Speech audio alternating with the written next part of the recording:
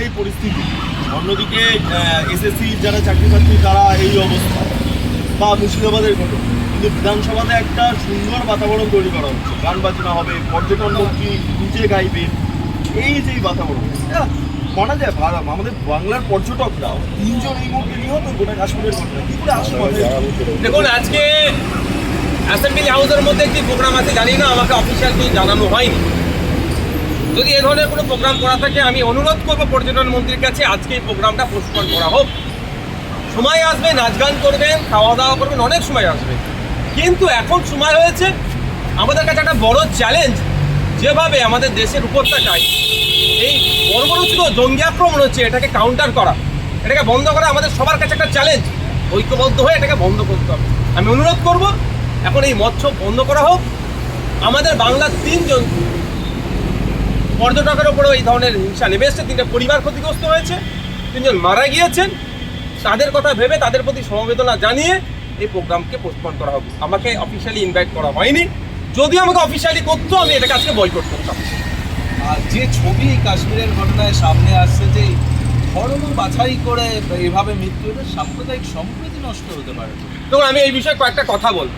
প্রথম কথা, যে ঘটনা ঘটেছে কাশ্মীরে, বিগত কয়েকটা বছরে কাশ্মীরে কিন্তু লাগাতার ট্যুরিস্ট যাওয়া শুরু করেছিল, কাশ্মীরের মানুষ অর্থনৈতিকভাবে স্বাবলম্বী হয়ে উঠছিল।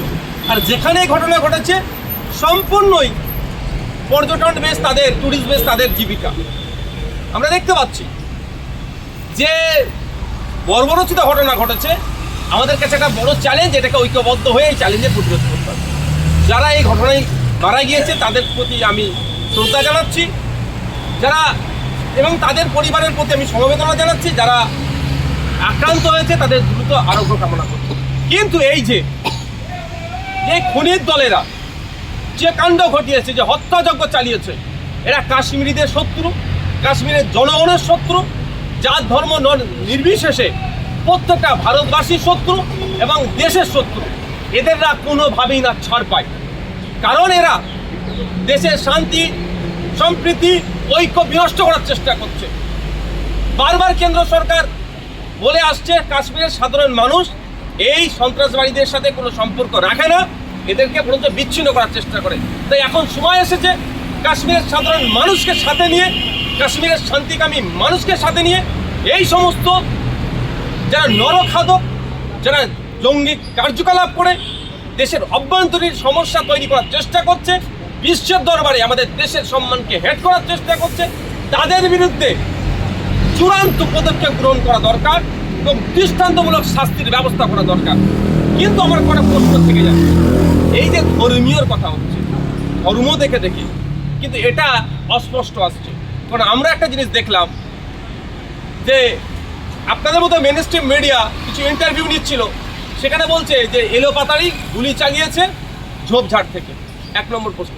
দ্বিতীয় কথা হচ্ছে, যদি ধর্ম দেখে দেখি, আবার কি একটা শ্রেণীর মানুষ তো একটা টেস্টে এগিয়ে গিয়ে বলছে তাকে প্যান্ট খুলে চেক করেছে। আমরা যতটুকু জানি, আমি যাইনি, অনেকে গিয়েছে, কাশ্মীরে যেভাবে নিরাপত্তা বলয়ের মধ্যে চাদরের মধ্যে মুড়ে থাকে, একজনের প্যান্ট খুলে চেক করে তার নাম জিজ্ঞাসা করে তাকে গুলি করে হত্যা করবে, এই সময়টা পেলো কিভাবে? তাহলে প্রশ্ন থেকে যাচ্ছে। 25 জনের অধিক খুন করেছে আমাদের নাগরিককে, আমাদের সহনাগরিককে খুন করলো, তাহলে কম করে 50 মিনিট টাইম লাগবে।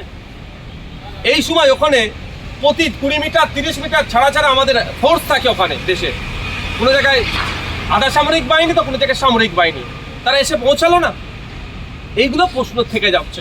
সর্বোপরি আমি বলি, এটা আমার মনে হয় মাইন্ডকে ডাইভার্ট করার চেষ্টা হচ্ছে। সরকার সম্পূর্ণরূপে ব্যর্থ। এই প্রশ্ন উঠছে না কেন? এর দায় নিতে হবে। যেমন পশ্চিম বাংলায় শামশেরগঞ্জে হিন্দু মুসলমানের মধ্যে দাঙ্গা লাগাবার চেষ্টা চলেছিল, তার জন্য রাজ্য সরকার, রাজ্যের গোয়েন্দা বিভাগ ব্যর্থ। আমরা বলছি কাশ্মীরে যে ঘটনা ঘটেছে এর জন্য স্বরাষ্ট্র দপ্তর এবং কেন্দ্র সরকার সম্পূর্ণরূপে ব্যর্থ। অনেক চিৎকার চেঁচামেচি করে অনেক কথা বললেও, 370 ধারা তুলে দেবার গল্প শোনালেও, নোটবন্দি করে জঙ্গিদের কোমর ভেঙে দেওয়ার গল্প শোনালেও, আমরা কি দেখতে পাচ্ছি? সম্পূর্ণরূপে কেন্দ্র সরকার ব্যর্থ। এত বড় হত্যাযজ্ঞকে আটকাতে ব্যর্থ হয়েছে।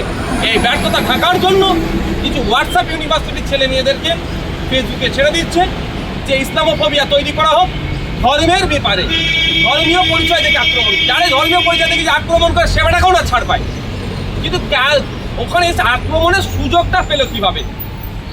এই এত নিরাপত্তার চাদরে মরা থাকার বড় সুযোগ পেল কি করে? আমি সকালে দেখছিলাম একটা নিউজের আর্টিকেল, যখনকার ডিএসপি এবং দুজনকে নাকি ডিটেন করেছে, দুটো জঙ্গিকে আর একজন ডিএসপি নাকি হচ্ছে। তাহলে এগুলোকে খুঁজে বার করো, সর্বোচ্চ শাস্তি দিও। আমরা ভুলে যাচ্ছি না এই কাশ্মীরের পুলওয়ামাতে 300 কেজির আশেপাশে আরডিএক্স নিয়ে আমাদের সেনাদের উপরে অ্যাটাক করেছিল।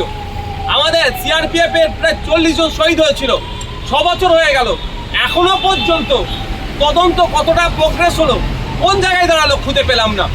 তো এই ঘটনাটাও আমাদের প্রশ্ন থেকে যাচ্ছে, যেখানে এত নিরাপত্তা বলায় থাকে, বিভিন্ন লেয়ারে এখানে সিকিউরিটি সিস্টেমে আছে, তারপরেও কিভাবে অ্যাটাক হলো এর জবাব কিন্তু কেন্দ্র সরকারকে দিতে হবে, বিজেপিকে দিতে হবে। একটা বিষয় আমি যেটা দেখলাম, যা ভিডিও প্রকাশ্যে এসছে, একজন মহিলা তার স্বামীকে মেরে দেওয়া হয়েছে এবং ওই মহিলা সরাসরি ঘটনাস্থল থেকে বলছেন যে ধর্মীয় পরিচয় জানা হয়েছে, তারপর গুলি করা হয়েছে। জামা কাপড় খুলিয়ে যে চেক করা, সেটা একটা ডেড বডি আমরা দেখতে পেলাম, যে অন্তর্বাস পড়ে রয়েছে, তার এরকমভাবে দেহ পড়ে রয়েছে। তাহলে এই ছবিগুলোকে মিথ্যে কথা বলছে, বা যেই মহিলার স্বামী মারা গেছে সে কি তাহলে মিথ্যে কথা বলছে? দেখুন, আমি একদম অন ক্যামেরা বলছি, আমরাও কটা ভিডিও ফুটেজ দেখতে পেলাম, এবং যে বলছেন একটা প্যান্ট খুলেছিল ওটাও আমরা দেখেছি। সমস্যা যে সাবজেক্ট থেকে অবজেক্ট থেকে চলে যাওয়া হচ্ছে আমাদেরকে। সাবজেক্ট হচ্ছে টেরর অ্যাটাক হয়েছে, না ছাড় পায় টেররিস্টরা, এবং এর ফেলিওর হচ্ছে সরকার। এটা থেকে আমাদের মাইন্ড ডাইভার্ট করে দেওয়া হচ্ছে, ওটা কাপড় খুলে চেক করা হয়েছে, বা হিন্দু বা মুসলমান ভেবে গুলি চালানো হচ্ছে। আপনি যদি সন্ধ্যা 8টার সময় যে লিস্ট পাবলিশ হয়েছে, যারা অ্যাটাক হয়েছে বা যারা মারা গিয়েছেন বা যারা ক্ষতিগ্রস্ত হয়েছে, সেই লিস্ট দেখলে কিন্তু ভিন্ন ধর্মের মানুষের উপস্থিতি আছে, এক নম্বর। দ্বিতীয় কথা হচ্ছে, আমি এটাও ভয়েস শুনেছি যে এটা বলেছে যে আপনাদের মতো কোনো সাংবাদিক প্রশ্ন করেছেন যে আইডেন্টি কার্ড চেক করা হয়েছে বা ধর্মীয় পরিচয় এর জন্য কোনো পেপারপত্র চাওয়া হয়েছে, ওরকমভাবে সরাসরি না বললো, যে দুটো জনগোষ্ঠীর কথা বলা হয়েছে, আলাদা হয়ে যাও। কিন্তু দেখুন, ওখানে যারা টুরিস্ট ছিল ম্যাক্সিমাম হিন্দু সমাজের টুরিস্ট ছিল, তাদেরকে যারা পরিষেবা দিচ্ছিল ম্যাক্সিমাম মুসলিম সমাজের, কিন্তু কেউ না টুরিস্ট তাদেরকে ছেড়ে গিয়েছে, ওখানকার যারা যারা পরিষেবা দিচ্ছিলেন তারাও কিন্তু একজন কাউকে ছেড়ে যায়নি, ফলে নির্বিচারে তাদের উপরে গুলি চালানো হয়েছে। কিন্তু আমার বলার বক্তব্য হচ্ছে, এখন প্রশ্ন হচ্ছে এটাই করায়, এটা নিয়েই যদি আমরা চর্চা করি, তাহলে কেন্দ্র সরকারের ব্যর্থতা যে এত টেরর অ্যাটাক হয়েছে, এটা নিয়ে আমরা আর ভুলে গিয়ে ও হিন্দুকে দেখে মেরেছে মুসলমানকে ছেড়ে দিয়েছে, বা মুসলমানকে দেখে মেরেছে হিন্দুকে ছেড়ে দিয়েছে, এই চর্চাতে আমরা নিমজ্জিত হয়ে যাচ্ছি। কিন্তু আমাদের প্রশ্ন তোলা দরকার, কেন টেরর অ্যাটাকটা হলো? আপনি বারবার বলছেন কাশ্মীরে শান্তি ফিরেছে, 370 ধারা তুলে নেওয়ার জন্য, নোটবন্দির জন্য কাশ্মীরের জঙ্গিদের কোমর ভেঙেছে, তাহলে এত বড় ঘটনা ঘটলে কেন? আপনাদেরই জোটসঙ্গী সিপিআইএম সহ বিভিন্ন বাম দলের সদস্যরা, তারা ফেসবুকে বা বিভিন্ন সোশ্যাল মিডিয়াতে এমনভাবে বিষয়টা প্রচার করছে যাতে জঙ্গিদের কোনো দোষী নেই। গোটা ঘটনাটা নিয়ে একমাত্র দোষ হচ্ছে কেন্দ্রীয় সরকার। আপনারা কেন্দ্র সরকারের বিরুদ্ধে কথা বলছেন, কিন্তু জঙ্গিরা যে কথা বলছে, আজকে কাশ্মীরি রেজিস্ট্যান্স তারা প্রেস রিলিজ দিয়েছেন এবং তাদের তরফে বক্তব্য যে আমরা ভেবেছি যে তারা সেন্ট্রাল গভর্নমেন্টে কাজ করে সেই কারণে মারা হচ্ছে, তারা কোনো টুরিস্টদের আমরা মারতে চাই। ফলে এ তো ওপেনলি বলেই দেওয়া হচ্ছে যে আমরা ধরে ধরে মেরেছি। দেখুন, আমি একটা কথা বলি, যদি আমাদের জোট সঙ্গী, আমি এখনো সংযুক্ত মোর্চার বিধায়ক বলতে বেশি স্বাচ্ছন্দ্য বোধ করি, কে কি বলছে তার দায়িত্ব আমি নেব না। আমি এতটুকু বলতে চাই, এই টেরর অ্যাটাকের জন্য আমাদের দেশের সরকার ব্যর্থ হয়েছে আটকানো, এই টেরর অ্যাটাক আটকাতে ব্যর্থ হয়েছে। যারা আক্রমণ করেছে তারা না ছাড় পায়, সেই সমস্ত নরখাদকগুলো যারা সভ্যতা বিরোধী, সমাজ বিরোধী, মানবতা বিরোধী, যারা কোনোভাবেই না ছাড় পায়। আর একটা কথা শুধু আমার মনে আসছে, যে পুলওয়ামাতে যে অ্যাটাক হয়েছিল, আমাদের 40 জনের কম বেশি আমাদের আধা সামরিক বাহিনী কিন্তু শহীদ হয়েছিল। সেই সময় যারা নরখাদক ছিল, তাদের এখনো একজনকেও আমরা ফাঁসিতে ঝুলাতে দেখলাম না, একজনের বিরুদ্ধে কারওয়াই হচ্ছে দেখতে পেলাম না। সত্যি আমাদের ভাবাচ্ছে যে আমরা কোন দেশে বসবাস করছি, যে আমাদের সেনাদেরকে যারা খুন করলো তাদেরকে আমরা ফাঁসিতে চড়াতে পারলাম না, ফলে তারা সাহস পাচ্ছে আমাদের সাধারণ নাগরিককে খুন করবে।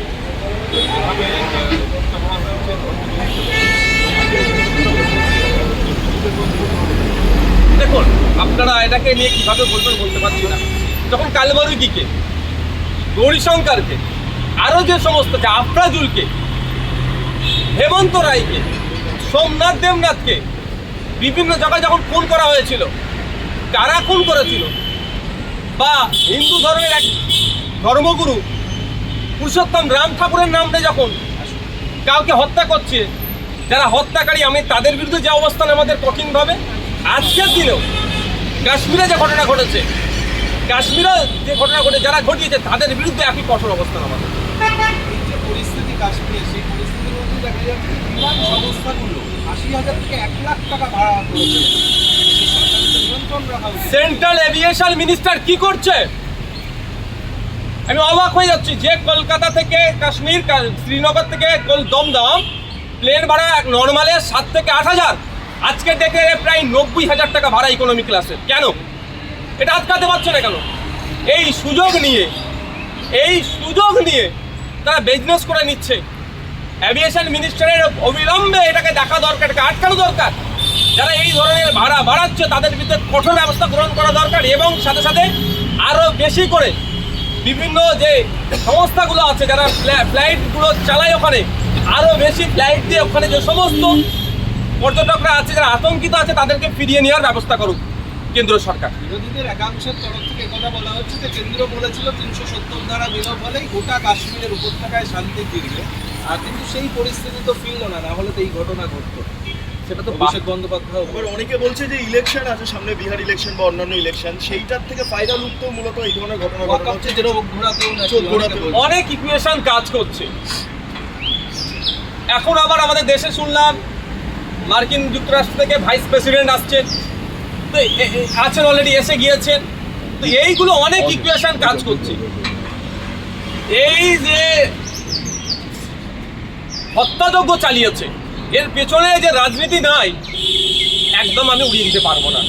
এবার কি আছে এটা তদন্ত সাপেক্ষ, তদন্ত করে বেরিয়ে আসবে যে ওয়াকফ থেকে মুখ ঘোরানোর জন্য এটা হচ্ছে। সুপ্রিম কোর্ট যেভাবে গিয়েছে কেন্দ্র সরকার ওয়াকফ আইনকে, সংশোধিত আইনকে নিয়ে, সেটা থেকে মুখ ঘোরানোর জন্য হচ্ছে না। বিজেপির আবার গোষ্ঠীদ্বন্দ্ব হচ্ছে, কারণ আমরা দেখতে পাচ্ছি যেভাবে এখনো পর্যন্ত বাংলা থেকে শুরু করে দেশের বিজেপি এখন তার প্রেসিডেন্ট তৈরি করতে পারছে না। ওয়ান ম্যান ওয়ান পোস্ট ছিল, এখন একাধিক পোস্ট নিয়ে চলছে, সেটা করতে পারছে না। সেটা হলো না অন্য কারো চক্রান্ত, দেশকে কালিমালিপ্ত করা। মার্কিন ভাইস প্রেসিডেন্ট এসছে, তার সামনে দেশের মানকে, সম্মানকে হেড করা, এগুলো তদন্ত সাপেক্ষ, এগুলো তদন্তের ব্যাপার। আমি আশা করব এই পুলওয়ামার মতো 6 বছর হয়ে গেল, এটা হবে না। যথাসময়ে তদন্ত হবে, যে বা যারা যুক্ত একটাও না ছাড় পায়।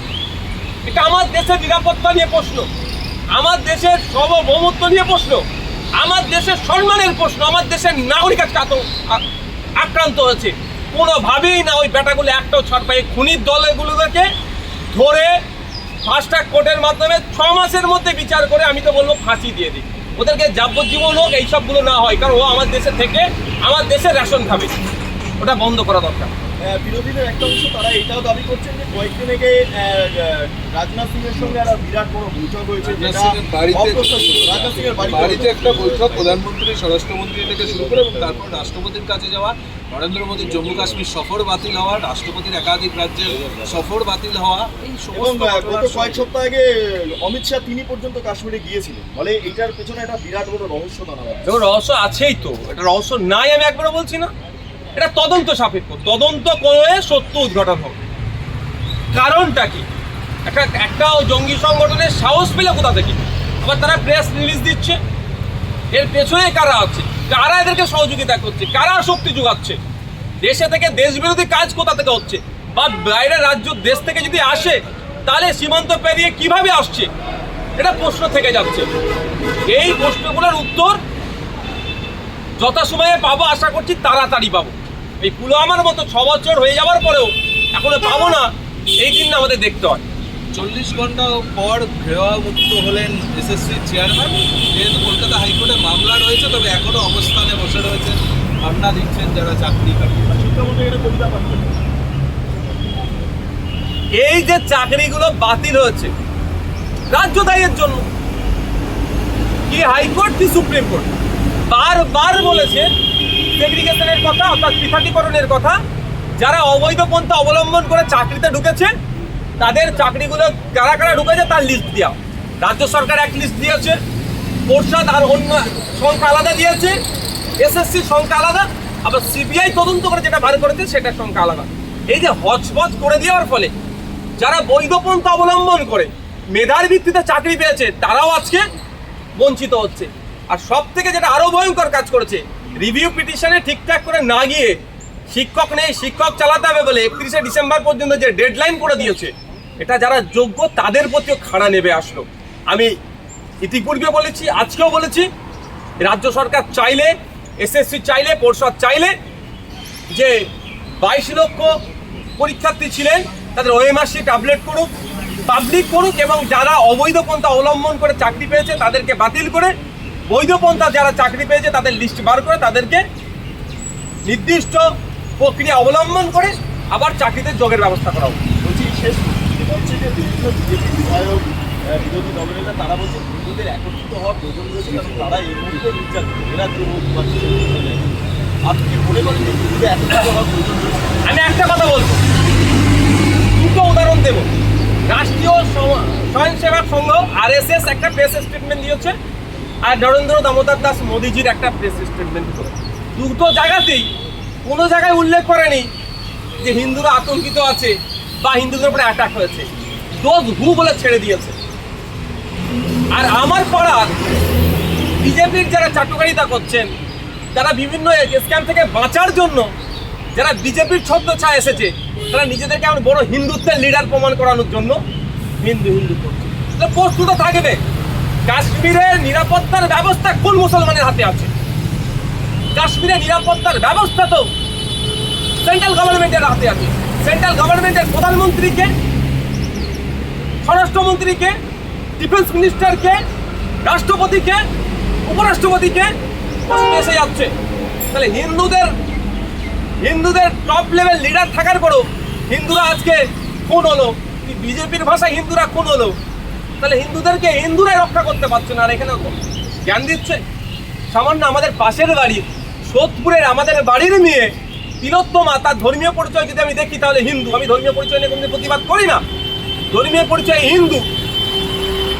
তার খুনিদেরকে সিবিআই যথাযথভাবে তদন্ত না করার ফলে তার খুনিরা আমি মনে করি আজকে বাইরে ঘুরছে। এটার ন্যায় দিতে পারছে না, শুধু ভোটের জন্য হিন্দুদেরকে এক হওয়ার কথা বলছে। আর ভোট মিটে গেলে হিন্দুদেরকে চিনতে পারবে? উত্তরপ্রদেশে যে ক্রাইম হচ্ছে, ওখানে প্রায় 59,000 চাকরি বাতিল হয়েছে। ওখানে কি সব মুসলমানের চাকরি বাতিল হচ্ছে? ওখানে হিন্দু নয়, ওখানে হিন্দু ভাই ভাই নয়। Thank you.